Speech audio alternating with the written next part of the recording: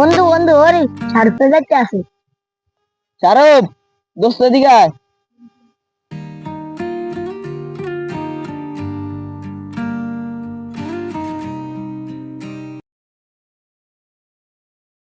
কিরে দোস্ত, তোদের কি অবস্থা? আমি তো আরো তোদেরকে খুঁজতেছি।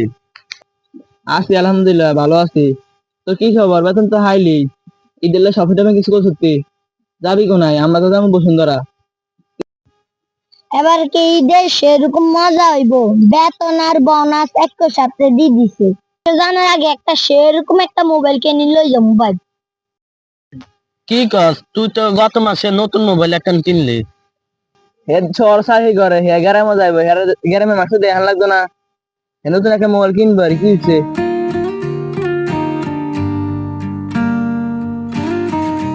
কিরে বন্ধু, কি অবস্থা দেখো? কি নিয়ে আলোচনা করস তোরা? তুই শূন্য কি করবি? তোর কোনো লাভ আছে? আরে বল, আমরা তো সবাই বন্ধু।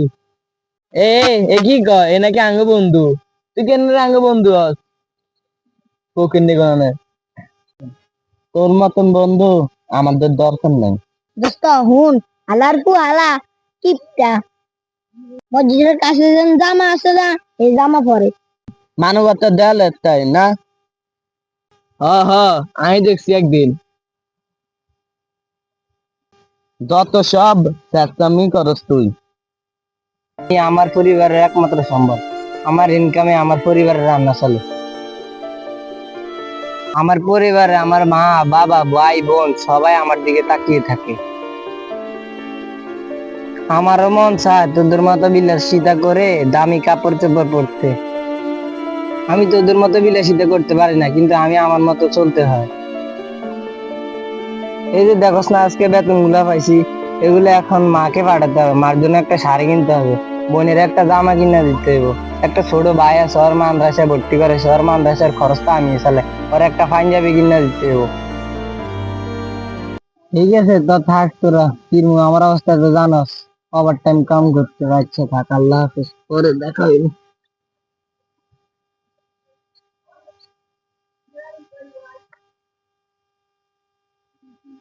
আইয়া ভাইয়া, আমার অবস্থা ভালো না, কাল হাসপাতাল লেগেছে, কয়টা টিয়া লাগবে?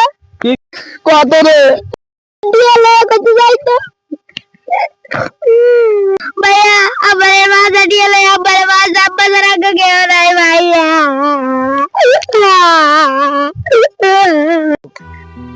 বন্ধু বন্ধু, তুই তো আগের মাসে মোবাইল একটা কিনলি, এ মাসে মোবাইল কিনিস না? সে টাকাগুলো আমার দে, আমার বাবা দে, হাসপাতাল নিয়ে যেতে হবে। কতটা ঠিক করলি বন্ধু, দেড়শো যায় বন্ধু, মোবাইল একটু দেন লাগবে না বন্ধু?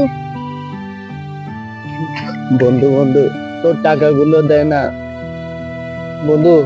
শোন, আমি ঈদের শপিং করবো, ইয়ে যাবো, বসুন্ধরা যাবো, শপিং করতে হবে। কথাটা বুঝিস বন্ধু, দে না, অনেক উপকার হবে রে বন্ধু। আমার বাবাটা হাসপাতাল নিয়ে যেতে হবে রে বন্ধু। আমি শপিং করতে হবে। আমি এখন কি করবো? না বাবা।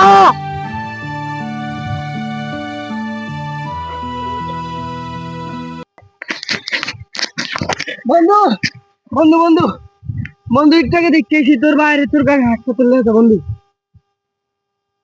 বন্ধু বন্ধু, চল চল, তোর বাবার হাসপাতাল নিয়ে আস, চল তাড়াতাড়ি তাড়াতাড়ি উঠ। বন্ধু, আর্জেন্ট আমার 20,000 টাকা দরকার, যে আমার বাবাকে বাঁচাতে হবে। আমার কাছে তো 1 টাকাও নাই বন্ধু। 20,000 টাকা যদি না পাই তাহলে আমার বাবা মারা যাবে। বন্ধু বন্ধু, আমি কষ্ট করে কাজ করি, আমার 12,000 টাকা বেতন, আর আমার যে শখের মোবাইলটা আছে না, ওটা 8,000 টাকার মতো বিক্রি করতে পারবো। চল, তোর বাবার আগে বাঁচাতে হবে, আমার মোবাইলটা তো বড় কথা না, চল তোর বাবার কাছে বাঁচাতে হবে। তুই না বললি তোর ইমার্জেন্সি টাকা তুই বাড়ির মধ্যে পাঠাবি, তোর মাকে শাড়ি কিনে দিবি, তোর বোনকে জামা কিনে দিবি, তোর ভাইয়ের স্কুলে বেতন দিবি। বন্ধু, আমার বাপ মা যদি জামা কাপড় না পরে তাও তো তোরা ওরা বাঁচবে, আর যদি তোর বাপের এখন চিকিৎসা না করে তাহলে তো তোর বাবা মারা যাবে। এখন চল, তোর বাবাকে আগে বাঁচাতে হবে। তোর পরিবার মানে আমার পরিবার। বন্ধু, তোকে অনেক অপমান করলাম, পারলে আমাকে ক্ষমা করে দিস। আজকে দেখলাম বিপদের টাইমে কে দাঁড়া, পারলে আমাকে মাফ করে দিস। এই জগৎটাই এমন, কে কখন কার বিপদে এগিয়ে আসে বলা যায় না। প্রতিটা মানুষের সাথেই সুন্দর ব্যবহার করা উচিত। আপন মনে করে যাকে বুকে টেনে নিতে পারেন, হয়তো সে আপন নয়। আর যাকে ধাক্কা দিয়ে দূরে ফেলে দিবেন, সেই হয়তো আপনার বিপদের বন্ধু হয়ে আপনার পাশে দাঁড়াবে। তাই প্রতিটা মানুষের সাথে সুন্দর ব্যবহার, সুন্দর কথা দিয়ে চলতে। আসুন একে অপরের বিপদে সুন্দরভাবে এগিয়ে আসি। বাস্তবতা তো এটাই।